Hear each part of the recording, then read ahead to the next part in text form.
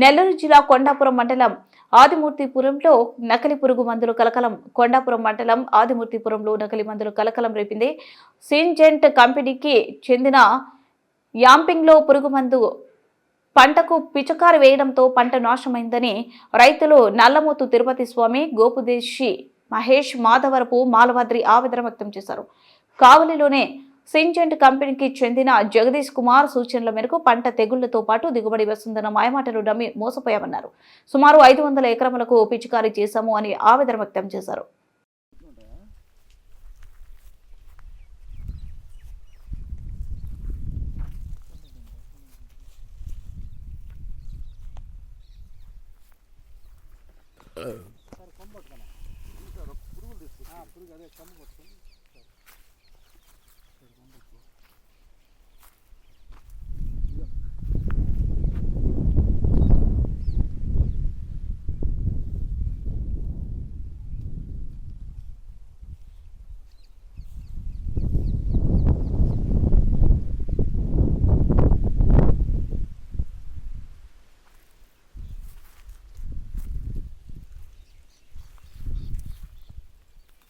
దీనికి కూడా కొట్టుకుంటా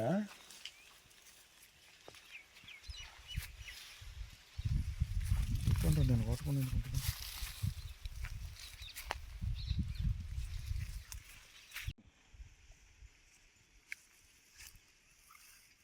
పోనా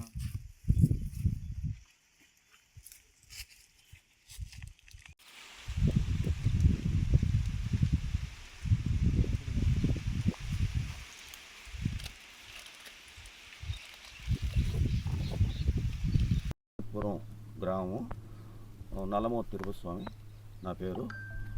నేను కంది పంట 200 ఎకరం వేసినాను.